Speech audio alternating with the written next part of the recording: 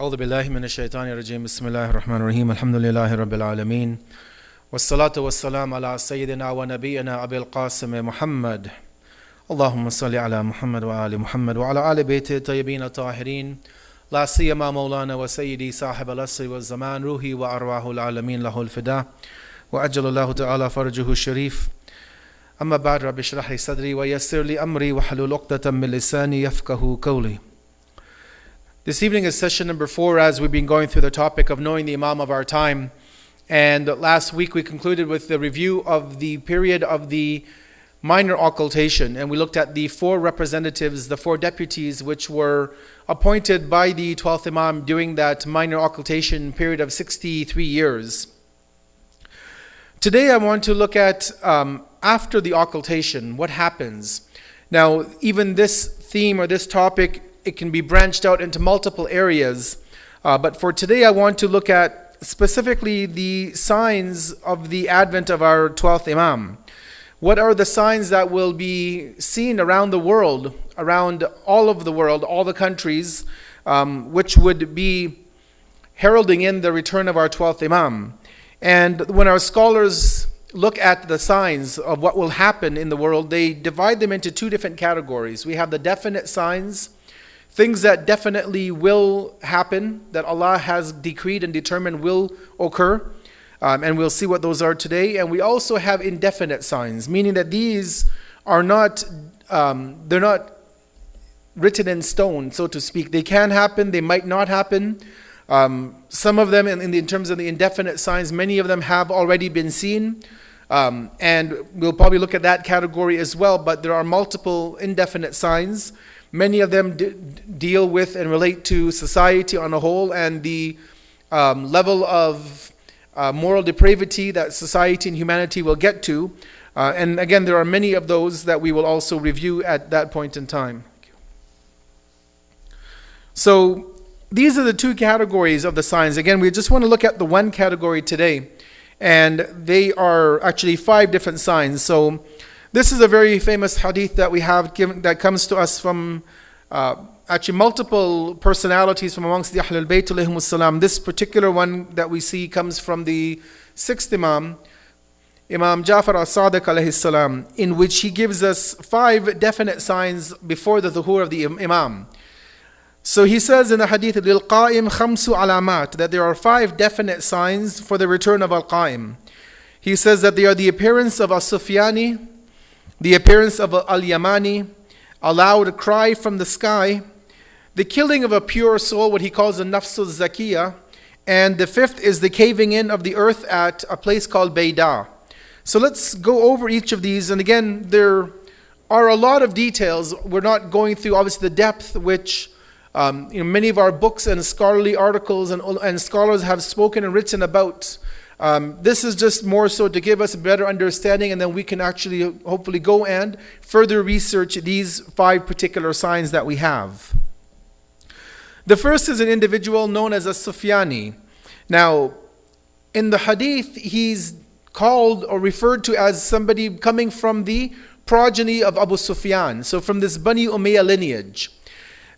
We have some examples. We have a description of him to be a reddish white complexion and a man with yellowish color hair, so maybe like a blonde color hair or something in this regards. Some of the hadith actually even give us the specific name of this individual and his family, where he comes from. We're told that Sufyaani will make his advent, he will begin his mission in the month of Rajab. And he basically will take charge for 15 months. And basically within that, the hadith mention 5 specific cities that he will fight in and against, and he will actually overcome those cities. One being Damascus, one being Homs, which is within Syria. One is Aleppo, which I'm sure we also know is within Syria. The hadith mentions Jordan. Now, obviously we know Jordan to be a country today. There may actually even be a city perhaps or a village with the same name. I wasn't able to find it on a map, but the hadith talks about these 5 cities. So we're presuming that this may have been a city, or it is a city currently within that region. And the last one is Qansarin, which is actually a village in present-day Syria right now. So one of the things, just let me mention as a side note, one of the things that we see in terms of the Akhir al-Zaman and the time of the 12th Imam is that there are a lot of events happening in the hadith that talk about events that will happen in the area of the Middle East. So Syria, for example, plays a very direct role in the terms of the return of the Imam. Yemen plays a very direct role, and we see that in Yamaani, that character. Iraq plays a very prominent role. Iran plays a prominent role. This entire Middle Eastern region, really, even up to Egypt, actually, according to the hadith, all of these countries, and we can even probably surmise in some of the traditions, even European countries also have some connection to what's going to happen. And obviously, one of the things that we have to keep in mind is that there are multiple hadith. It's not just one or two. There are probably hundreds of hadith which talk about all of these areas and different characters, individuals, things that are going to happen. Many of these hadith have been scrutinized by our scholars. They've written books on the topic of the time of the Imam, what's going to happen, 6 months, 1 year before the Imam, as portrayed within the hadith, and even the time after the Imam's return. So there is a lot of information available in the source books. Again, Sufyaani is portrayed as an individual. He is a human being who has these qualities. He will eventually take charge in a military campaign, and these 5 cities in Damascus at least will be under his control, obviously with his own army and individuals that are working with him. A second individual which is mentioned in the hadith is Al-Yamani or Al-Yamani. There's 2 different pronunciations within the traditions for him. Most prominently, he is described as an individual or a group that will come up from the city or from the country of Yemen rather, and will rise with weapons. So again, there is this picture, this vision that we have, this notion of a all-out war in that particular region before the 12th Imam's return. So Yamani is one of the definite signs. Let me just mention one thing going back to Sufyaani, that he is, from our perspective, not a good individual. And so obviously, Yamani will be one who will be working against the 12th Imam, or against that movement of the 12th Imam, Sufyaani rather. But Yamani is actually somebody who is on the side of the followers of the Ahlul Bayt alayhimus salam, we can say. So again, an individual who will rise up with a group from Yemen. And we're told in the hadith that Yamani, that Sufyaani, Yamani, and an individual known as Khorasani, who will come from the area of Iran, that they will all make their advent. They will all rise up in the same year, in the same month, and on the same day. So these 3 individuals will basically all make their proclamation, their announcement at the same time. Yamani becomes an individual, and again, there's a lot we are mentioned in our books. I'm just going to summarize all of that today. But Yamani plays a role because he will work, he and his army, again keeping in mind that they're from Yemen, will make an alliance with Khorasani, Sayyid Khorasani, who is coming from Iran, and they will end up actually meeting up in somewhere within the region of Iraq, according to some of our traditions. And Yamani and Khorasani will work together against the Sufyaani. So, and again, keep in mind that this is all before the Dhuhr of the 12th Imam. This is before the actual 12th Imam makes his official proclamation. Also, keep in mind that, these points which are mentioned in the hadith, which we're speaking about, we don't know, obviously, when they're going to happen. And even when we look at the indefinite signs in their future discussions, we'll see that many of the indefinite signs, many of them have already come to pass. We've already seen many of them. But that doesn't mean that we should draw conclusions that, the return is in a week or a month, or it's imminent, it's imminent. Ultimately, we don't know. We look at the signs, and that one of the reasons why we've been speaking about the signs is that we need to ensure that we don't become misled by people who may claim status before the Dhuhr of the 12th Imam. Right? So these are things that have to happen before the Dhuhr of the 12th Imam. And I mentioned before that even up until the early 1980s, there were people claiming to be Imam al-Mahdi, even though none of these signs were ever present. So in order for us to not be misled and deviated from the right path, we have to obviously know and study these signs. So that was Yamani. Again, an individual coming from Yemen. He will work with Sayyid Khurasani, and they will basically work together to destroy this individual and the army of Sufyaani. The third thing that the sixth Imam said in the hadith was a noise would come from the sky. This has been obviously interpreted in many different ways. I'll give you just a few of the examples. So we actually have in the hadith two different voices or sounds which will come, which will actually, according to the hadith, the first sound will be of the angel Jibreel alayhi salam, and there are two different proclamations that he will make. One of them, according to the hadith, is that indeed the truth is with Ali and his followers. And the second, or one of the other sounds which we are told, or the speech which will be emanated, would be that indeed the truth is with the family of Muhammad. So this comes from Jibreel alayhi salam. The hadith paint this picture that this voice, this sound, this sentence will be heard by everybody upon the earth. And it will also, and interesting enough, be heard in everybody's own language. So the scholars, contemporary scholars who have given commentary of this hadith, they give two suppositions of what this could mean. One is that the voice will be in Arabic, but it will be understood by everybody across the entire globe. The second opinion is no, that it would be in Arabic, but the mass media, the news outlets, obviously the satellite, internet, all of these things, when this voice is heard, that it will be translated by news agencies into all of the languages of people around the world. So there is a difference of opinion of what or how this sound will be communicated, and how is it that everyone will hear it in their own language. Interestingly enough, also we're told that this will take place in the month of Ramadan on the night of the 23rd. So again, all of these events are basically happening back to back, one after the other, with the rising of Sufyaani, Yamaani, Khurasani. All of these things are happening at one time, or at least in very close proximity in terms of the dates that they're happening. And at the same time that this call from Jibreel alayhi salam will be made, there'll also be a call that will come from Iblis, from Satan, basically countering the call of the angel Jibreel alayhi salam. So, and a lot of this might sound very science fiction-y, very, supernatural. And obviously it's something that is not normal. For example, yes, Yamani, Sufyaani, Khurasani, these are, we can say, natural or normal occurrences, because what we see happening today, even in the world, especially in that Middle Eastern regions, sometimes people tend to think, well, are these the signs or the precursor to the 12th Imam? So the rising up of Yamani, Sufyaani, the fighting, the wars, those seem very natural to happen.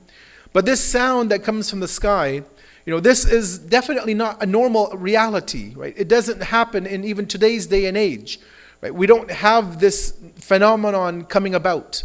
But obviously we know that when it comes to issues dealing with the 12th Imam, with the latter day, with the signs of the Dhuhur, even ultimately with the end of the world, these are not normal things that we can, even begin to imagine, right? These are things which really do go into not a supernatural realm, but they are definitely not natural occurrences.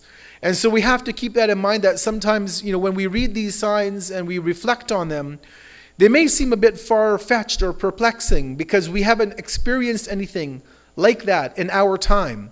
But again, these events which are foretold in the hadith, they have a reality which obviously is beyond what we may be able to comprehend and appreciate how they will actually take place.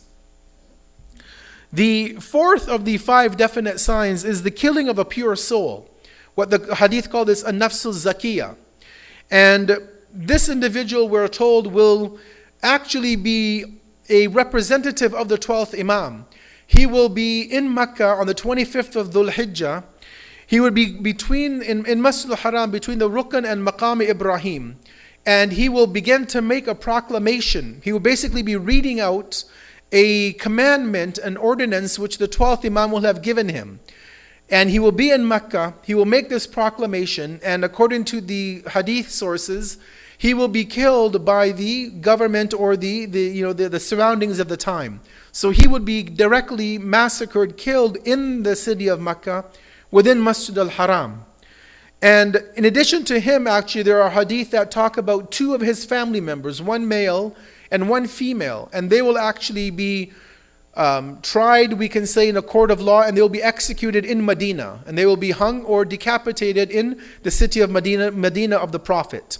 So this person also, and the hadith actually do name this individual with his actual name, if those hadith are reliable and trustworthy.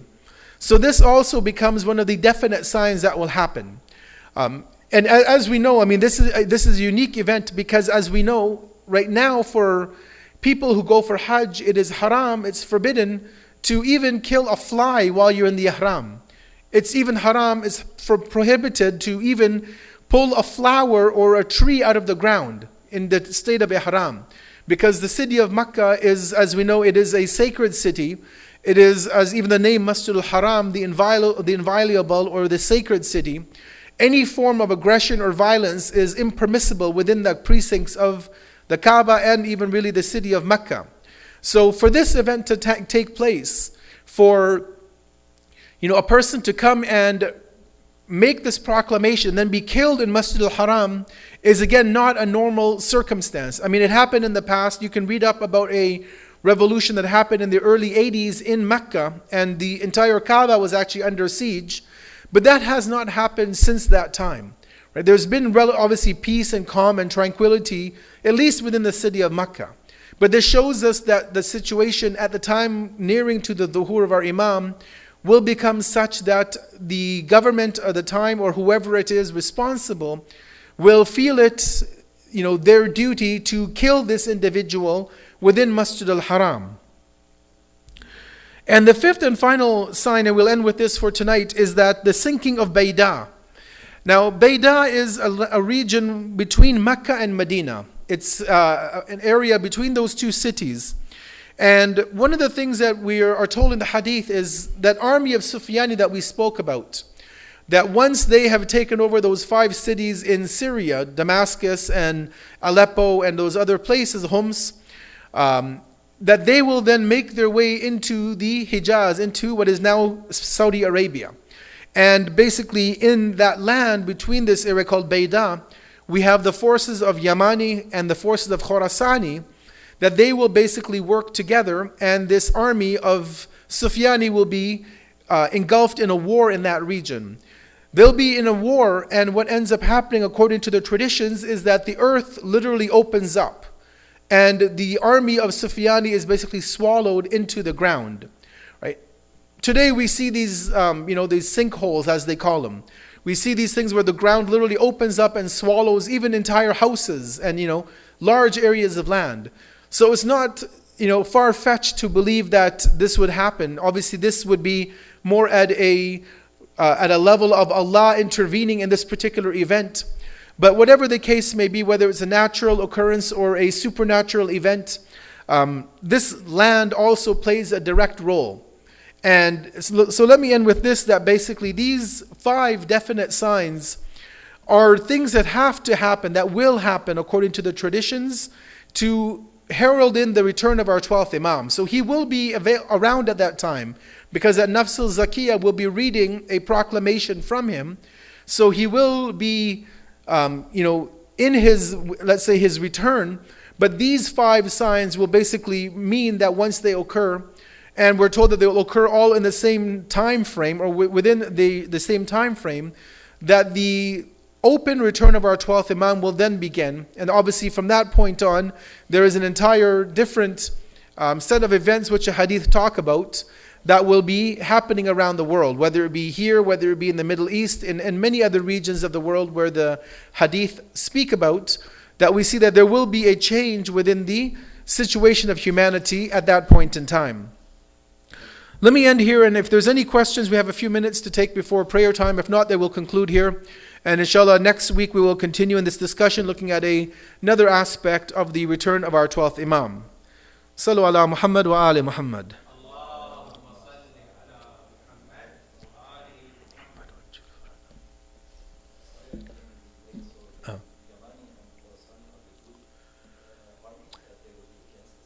Correct, yes. So Sufyaani is, we can say, the bad force who comes from the family of Abu Sufyan.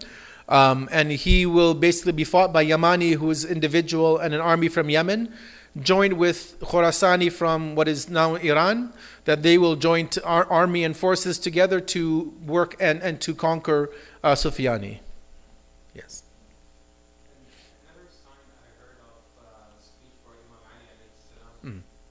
for an Ajab Bayda Jamadi wa Rajab. Mm. So what it mentions about there is going to be a lot of rain more than usual Mm. to bring up the army of the Imam. Mm. Would that happen? Do you know about that? Would that happen around the same other events Um, or a year before or yeah. maybe around the same year perhaps? I personally haven't seen that tradition, but probably I think next week and the forthcoming weeks we'll be looking at other signs that are mentioned within the hadith, because definitely there are a lot of other signs and so as we mentioned in the beginning, that there are certain signs which are definite, which will happen, and so these 5 that we looked at tonight are definite signs, and then there are also some indefinite signs which the hadith talk about. So hopefully when we get into the indefinite ones, which may or may not happen, we'll be able to hopefully try and investigate that one as well. And it may also be, that may also be one of the definite signs, but it's not categorized in this specific hadith that we looked at. Yes. Yeah. Yeah. So yeah, one of the things to keep in mind as well, as we mentioned, is that there are a lot of traditions, a lot of hadith, from both the Shia and the Sunni side of, things that are the precursors to Imam Mahdi's return. And so obviously there's just a large corpus of what to go through, and many of a good number of our scholars have done a lot of research in terms of categorizing them, reviewing the traditions, and trying to put them into buckets of understanding of like a time frame of what's going to happen when. So hopefully in our future discussions we'll be able to even try to review this one to see if it's mentioned in any of the other books as well. Inshallah. And if nothing else, inshallah, we ask Allah to keep each and every one of us and our families on the path of Muhammad and Al Muhammad. We ask Allah to allow us to increase in our knowledge and our faith and our practice, such that when the Imam's Dhuhr takes place, if we are alive at that point in time, that we are able to help and assist him in that movement and that revolution to establish a kingdom of justice. And we ask Allah to forgive us any of our sins, keep each and every one of us on the straight path, and to also hasten in the return of our 12th Imam to bring an end to injustice and oppression and tyranny as we see it happening around the world today. رَبَّنَا تَقَبَّلْ مِنَّا إِنَّكَ أَنْتَ السَّمِيعُ الْعَلِيمُ. Let us close by reciting a Surah Fatiha for the thawab of all the deceased from our family, our community, our friends, the ulama, the shuhada who have left this world. But before that, one salawat upon Muhammad wa ali Muhammad.